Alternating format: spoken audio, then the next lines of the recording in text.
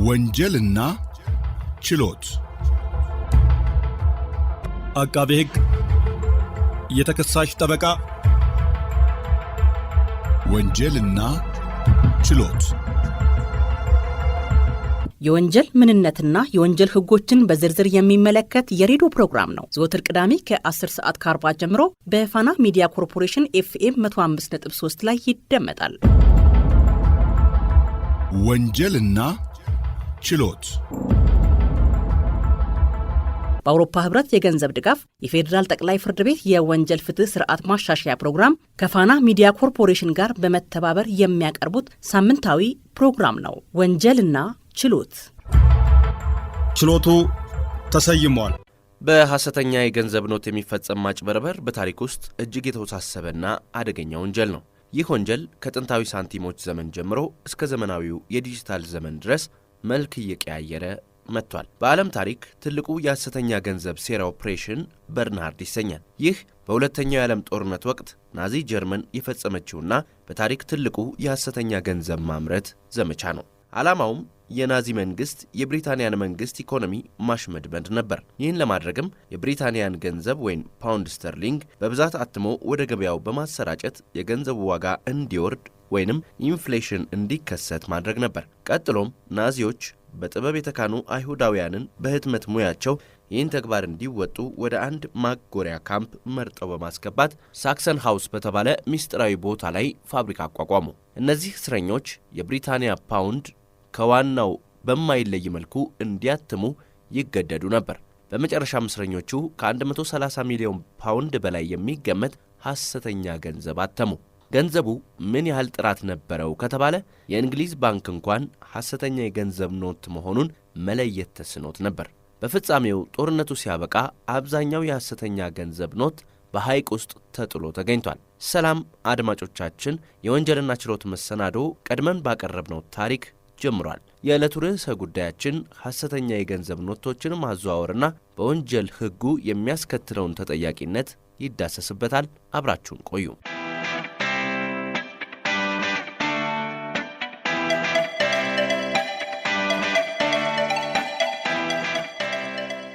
ክቡራን አድማጮቻችን ባልደረባዬ ብሩክ ድንቁ ባቀረበላችሁ ሐሰተኛ የገንዘብ ኖቶችን ህትመት አጭር ታሪክ መሰረት አድርጎ የዕለቱ የወንጀልና ችሎት መሰናዷችን ጀምሯል። በቆይታችን የተጭበረበሩ የማህበረሰብ ክፍሎችን አስተያየትና የህግ ባለሙያ ማብራሪያ አጠናቅረናል። አብራችሁን ዝለቁ። ፎርጅድ ብር ባንኮች ውስጥም ገብቷል፣ ነጋዴዎቹ ላይም ገብቷል።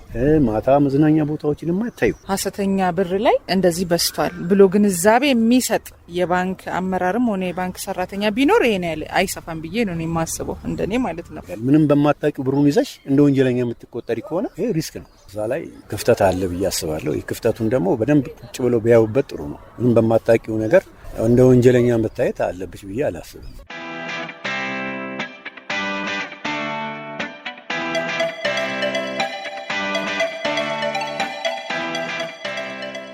ገንዘብ በአንድ ሀገር ውስጥ የመገበያያ ሰነድ ነው። ሀገራት የገንዘብ ኖታቸውን የመወሰን ሉዓላዊ ስልጣን ያላቸው ሲሆን ሀገራችን ኢትዮጵያም በኢፌዴሪ ህገ መንግስት አንቀጽ 51 ህጋዊ ገንዘብን በፌዴራል መንግስት አማካይነት ወስና ተግባራዊ እያደረገች ትገኛለች። ዮሐንስ ግርማ እባላለሁ። በፍትህ ሚኒስቴር ምክትል ረዳት ጠቅላይ አቃቢ ህግ ነኝ። ገንዘብ ማለት መገበያያ ሰነድ ነው። ማህበረሰቡ በፊት በተለያየ መንገድ ሲገበያይ ነበር። እቃን በቃ በመለዋወጥ ሲገበያይ ነበር። በኋላ ግን በዘመናት ሂደት ውስጥ ይህን እቃን በቃ ሲደረግ የነበረውን የግብይት ስርዓት ለማሳለጥ በማሰብ ሰነድ ተዘጋጀ ማለት ነው። ለዛ ለግብይት የሚያገለግል እሱም በተለያየ ሀገር የተለያየ ስያሜ ያለው፣ በእኛ ሀገር ደግሞ ብር እየተባለ ይጠራል። ግዴታ ብር ብቻ አይደለም፣ ያው ሳንቲምንም ያካትታልና ህጋዊ የገንዘብ ኖትን በተመለከተ በብሔራዊ ባንክ ማቋቋሚያ አዋጅ 591 አንቀጽ 17(1) መሰረት የኢትዮጵያ ህጋዊ የገንዘብ መደብ ብር እንደሆነና ብሩም የሀገሪቱ ህጋዊ ገንዘብ እንደሆነ ተደንግጓል። ብሔራዊ ባንክ በተለየ ሁኔታ በፈቀደው አግባብ ካልሆነ በስተቀር በሀገራችን ውስጥ የሚደረግ ማናቸውም የገንዘብ ስምምነቶችና ውሎች በብር እንደተፈጸሙ ይቆጠራል። እንግዲህ ህገወጥ ብር የምለው ያው በህገወጥ መንገድ የሚታተሙ አሉ፣ ፎርጅድ ብር የምንላቸው ማለት ነው። እነዛ ብሮች በአብዛኛው የሚሽከረከሩት በሚገርምሽ ሁኔታ ባንክ ውስጥ ሁሉ ነው ያገጥሞኛል። በአብዛኛው ንግድ ላይ ነው የሚዘዋወሩ። ማታ ደግሞ እንደዚህ መዝናኛ ቤቶች ላይ በጣም ይረጫሉ እነዚህ ብሮች።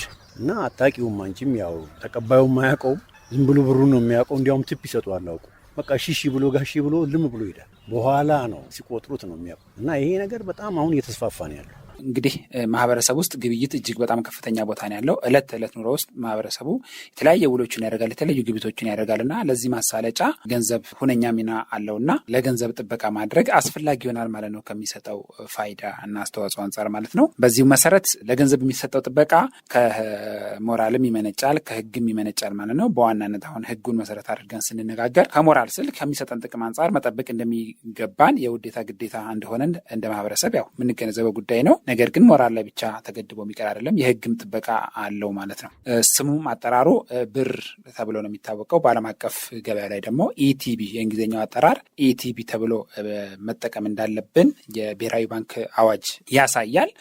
ግብይቶችም በዚሁ መሰረት ብቻ መካሄድ እንዳለበት ብሔራዊ ባንክ አዋጅ ያሳያል። ከዚህ ውጭ በሌላ ሀገር መገበያያ ሰነድ ግብይቶች ማድረግ ክልክል እንደሆነ የብሔራዊ ባንክ አዋጅ በግልጽ ያስቀምጣል። ነገር ግን በልዩ ሁኔታ የሀገራችን ብሔራዊ ባንክ ሲፈቅድ ነው እንጂ በመደበኛነት በሀገሪቱ ብር መገበያየት ግዴታ ይሆናል ማለት ነው።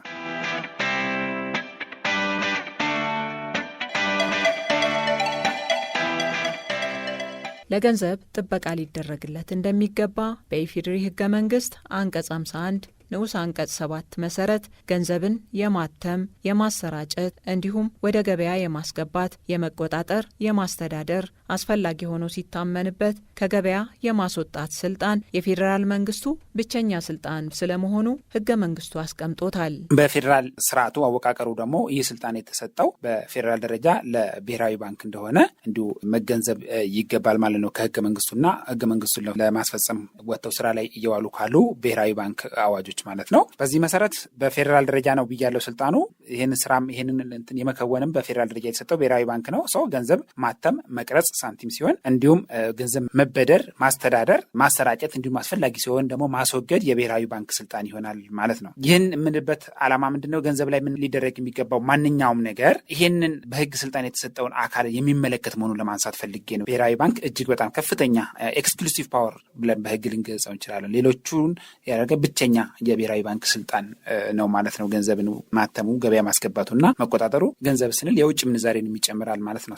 ጥበቃ የሚያደርግና ክትትል የሚያደርገው ብሔራዊ ባንክ ነው ማለት ነው። አዲስ ብር ሰተሽ የሆነ አሮጌ በቃ የብር አያያዛችን ራሱ እንደ ኢትዮጵያ እኔ ትክክል አይደለም ብዬ ነው የማስበው። ምክንያቱም እኔ በስነ ስርዓት ይዤ ላንቺ ካስተላለፍ አንቺም እንደዛው ተጠንቅቀሽ እንትን ብትይ ግዴለሽነት ነገር አለ። ብር ሲኖርሽ ነው አንቺ ታክሲ ምኖሮሽ እንትን ብለሽ የምትሄጂው እና ያን ብር ራሱ በአግባብ አለመያዙ ራሱ እኔ ተገቢ ነው ብዬ አላስብም። እና ህብረተሰቡ እዚህ ላይ ከሚመለከተው አካል ጋር ግንዛቤ ቢወስድ እኔ መልካም ነው በቃ። ምክንያቱም ተናድጄ አውቃለሁ፣ እኔ በራሴ ተበሳጭቼ አውቃለሁ። አዲስ 200 ብር ሰጥቼ የተበጣጠሰ ብጥስጥስ ያለ አይቀበሉኝም። ሌላ ጋር ደግሞ ሄጂ ስወስድ ማለት ነው ያ ስላለ እኔ በራሴም የምታዘበው ነው። እንግዲህ የብሔራዊ ባንክ ማቋቋሚያ አዋጅ እነዚህን ጉዳዮች ይዟል። ከዚህ ጋር ተያይዞ በአዋጁ ላይ ብቻ የተገደቡ አይደሉም። ዝርዝር ነገሮችን የሚያወጡ የብሔራዊ ባንክ ደንብ እና ልዩ ልዩ መመሪያዎች እንዳሉ በየጊዜው በየሚዲያው ብሪፍ የሚደረጉ መመሪያዎችም እንዳሉ ይታወቃል። እና በዛ መሰረት እነኛን ደንቦችንና መመሪያዎችን ማክበር ለእያንዳንዱ ዜጋ፣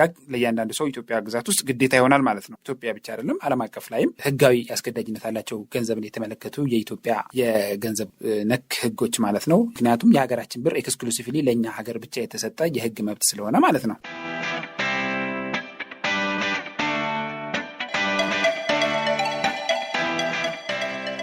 የኢፌዴሪ የወንጀል ህግ ከአንቀጽ 356 ጀምሮ እስከ 362 ድረስ አስቀጪ የወንጀል ድርጊቶችን እንዲሁም የሚያስከትለውን ተጠያቂነት ደንግጎት ይገኛል። ምንን ያስከትላል? አንድ ገንዘቡን እንዲወረስ ያደርጋልና አስፈላጊ ሲሆን ደግሞ አግባብነት ባለው በኢፌዴሪ የወንጀል ህግ 1996 የወጣው የኢፌዴሪ የወንጀል ህግ መሰረት በወንጀልም የሚያስጠይቅ ተግባር ይሆናል ማለት ነው። ባንኩ አስተዳደራዊ እርምጃዎችን ይወስዳል። አለፍ ሲሉና ጉዳዩ ከበድ ያለ ሲሆን ደግሞ በወንጀል ተጠያቂነትም እንዲረጋገጥ ይሰራል። በዛ መሰረት ተጠያቂነት ይረጋገጣል ማለት ነው። እንግዲህ የወንጀል ተጠያቂነት ሲባል ደግሞ ገንዘቡ ከመወረስ አልፎ እስርና ተጨማሪ ቅጣቶችን የሚጣሉበት ሁኔታ ይኖራሉ ማለት ነው። በህገ መንግስቱ መሰረት አዋጁ ወጥቶ ገንዘቦችን ምንነትና ገንዘቦች እንዴት ሊሰራባቸው እንደሚገባ አስተዳደራዊ ጉዳዮችን አዋጁ ደንግጎ ይገኛል እና መከበር ያለባቸውንም ደንብና መመሪያዎች ያስቀምጣል ማለት ነው።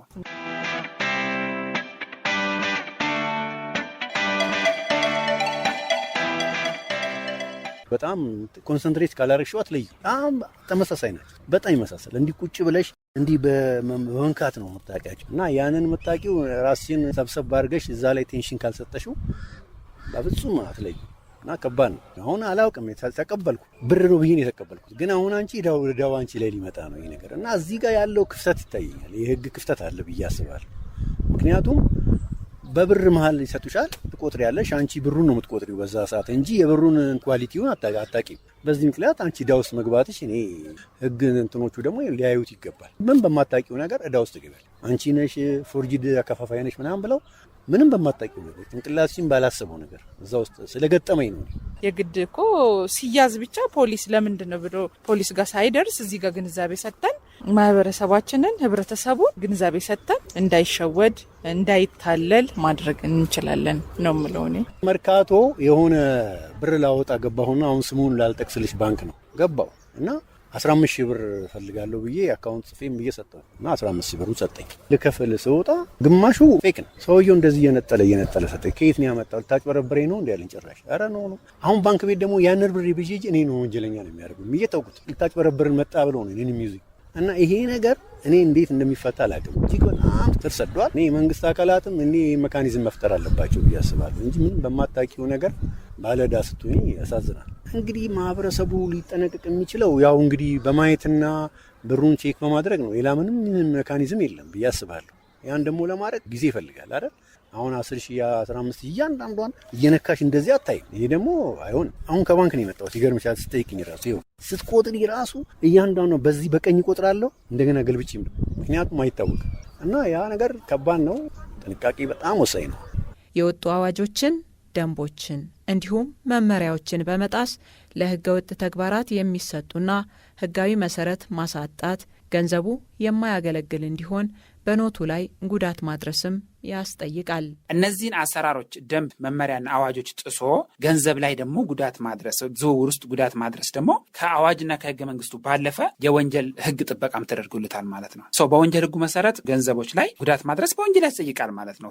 በወንጀል ህጉ አንቀጽ 356 እስከ 362 ላይ እንዲሁም ከ369 እስከ 370 አካባቢ በተደነገጉ ድንጋጌዎች መሰረት ገንዘቦች ላይ የሚሰሩ የሐሰት ተግባራት በወንጀል የሚያስጠይቁ ናቸው ማለት ነው። የተለያየ መጠን ባለው እንደየአድራጎቱ ድርጊቱ እንደተፈጸመበት የሀሳብ ክፍል እንዲሁም ደግሞ በድርጊቱ ምክንያት የደረሰ የጉዳት መጠን እና መሰል ጉዳዮችን ታሳቢ በማድረግ በጣም ከፍተኛ እስከሚባሉ 15 ዓመት ድረስ ሊደርሱ የሚችሉ ጽኑ እስራት ድረስ የሚያስቀጡ የወንጀል ድርጊቶች በወንጀል ህጉ ተደንግገው ነው የሚገኙት ማለት ነው። እንዳው ለምሳሌ ገሚሶችን ለማንሳት ለምሳሌ የወንጀል ህጉ አንቀጽ 356 ብናይ ገንዘቦች ያለ ፈቃድ እንዳይሰሩ ክልከላ ይጥላል ማለት ነው። ያለ ፈቃድ የገንዘብ ኖቶችን መስራት፣ አስመስሎ መስራት እስከ 5 ዓመት ሊደርስ የሚችል ጽኑ እስራት እንደሚያስቀጣ በግልጽ ደንግጎ ይገኛል ማለት ነው። ገንዘብ የማተም ስልጣን ያለው ያለው የፌዴራል መንግስቱ ብቸኛ ስልጣን ነው። ከፌዴራል መንግስቱ ደግሞ የጉዳይ ስልጣን የተሰጠው ኤክስክሉሲቭሊ ለብሔራዊ ባንክ ነው። ያለ ብሔራዊ ባንክ እውቅና ገንዘብ ለመስራት መሞከር በተለይ ደግሞ በሐሰት ሲሆን የወንጀል ድርጊት ይሆናል። እስከ 5 ዓመት ድረስ የሚያስቀጣ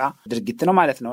በአንቀጽ 357 ላይ ደግሞ ኦልሬዲ የተሰሩ ገንዘቦች አሉ፣ ህጋዊ ሆነው የተሰሩ እነዛ ህጋዊ ሆነው የተሰሩ ኖቶች ላይ የገንዘብ ኖቶች ላይ ወይ ደግሞ ሳንቲሞች ላይ ትክክለኛ ዋጋቸውን ለመቀየር የሚደረጉ ሙከራዎች አሉ። አሃዛዊ ስሌቱን እዛ ላይ አሳስቶ እንደገና ሪስትራክቸር በማድረግ ማለት ነው። እሱም ከትክክለኛ ዋጋቸው በላይ እንዲዘዋወሩ ለማድረግ በማሰብ የተጻፉትን ነገሮች ዋጋቸው መለወጥ፣ ሌላ ነገር መጨመር፣ ቁጥሩ አጻጻፉ ላይ ቀለማቸውን መለዋወጥ፣ መደለዝ ሊሆን ይችላል። በሀገር ውስጥም ሆነ በውጭ ሀገር ወደ ሐሰተኛነት በዚህ መልኩ ገንዘቦችን መቀየር እስከ 15 ዓመት ሊደርስ የሚችል ጽኑ እስራት ያስቀጣል ማለት ነው።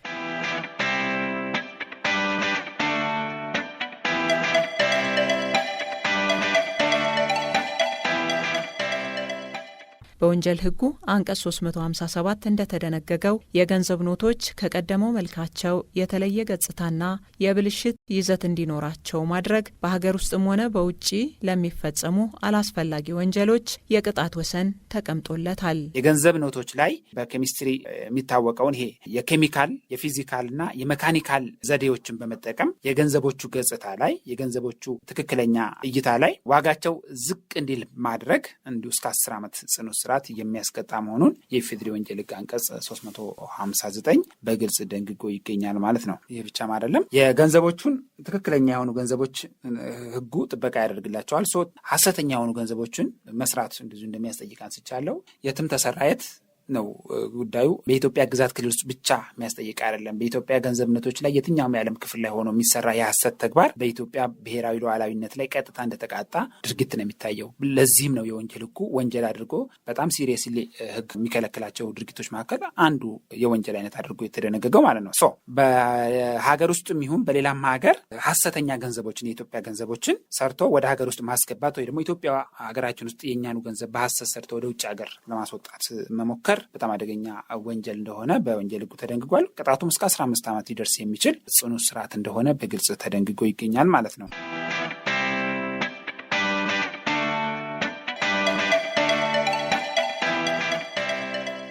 ገንዘቦቹን መስራት ብቻ አይደለም። መስራት ብቻ ሳይሆን እነዚህ የገንዘብ ኖቶች የሚሰሩባቸው የታወቁ ንጥረ ነገሮች አሉ። በሳይንስ የታወቁ ከትክክለኛው ጋር የተቀራረቡ ትክክለኛ የሚሰራበት ሊሆን ይችላል ላይሆን ይችላል። ግን ብቻ እነዚህን ሐሰተኛ ወደ ሐሰት የተለወጡ የገንዘብ ኖቶችን ለማዘጋጀት የሚረዱ ሰብስታንሶችን ንጥረ ነገሮችን ወደ ሀገር ማስገባት ሊሆን ይችላል። ይዞ መገኘት፣ ማዘዋወር እንዲሁ በሕጉ የተከለከለ ድርጊት ነው ማለት ነው። ለምሳሌ ከሚገቡ ድርጊቶች መካከል እነሱ ድርጊቶችን ለመስራት የሚያገለግሉ የገንዘብ ማተሚያ ወይም መስሪያነት የሚያገለግሉትን መሳሪያዎችን፣ ፎርሞችን፣ ከውሮችን፣ ወረቀቶችን፣ ሞዴሎችን እና መሰል ዕቃዎችን አንድ ማዘጋጀት እንዲሁም ከነዚህ ገንዘቦች እንዲሰሩ የሚሰጡት ትዕዛዞችን መቀበል ሊሆን ይችላል። ከተቀብለው መፈጸም እና ማስፈጸም እንዲሁም ለሌላ ሰው ማስረከብ በሕጉ አንቀጽ 370 መሰረት በቀላል እስራት ወይም በመቀጮ ያስቀጣል ማለት ነው። መሰርቶ መገኘት ብቻ ሳይሆን ለመስራት የሚያገለግሉ ንጥረ ነገሮችን ማዘዋወር በራሱ እነሱን ራሱ ማዘጋጀት፣ ወደ ሀገር ውስጥ ማስገባት፣ ይዞ መገኘት፣ እንዲሰሩ እነሱን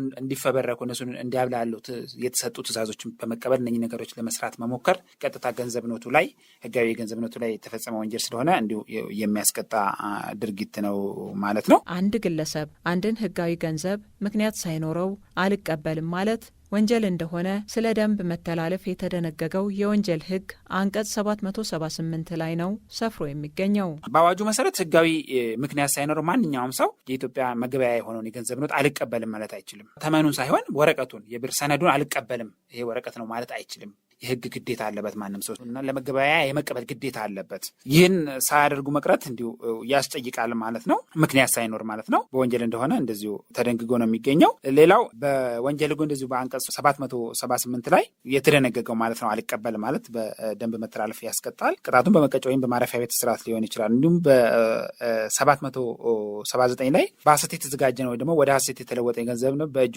የገባ ማንም ሰው ይህንኑ ወይም ደግሞ በሐሰት ገንዘቡ በእጁ የሚገኝ መሆኑን ለሚመለከተው አካል ወዲያው የማሳወቅ ግዴታ አለበት ማለት ነው። ሳይዘገይ ማለት ነው እንጂ ገንዘቡን ሐሰተኛውን ገንዘብ ይዞ መቆየት የለበትም። ይህን ካደረገ በወንጀል የሚያስጠይቅ ይሆናል ማለት ነው።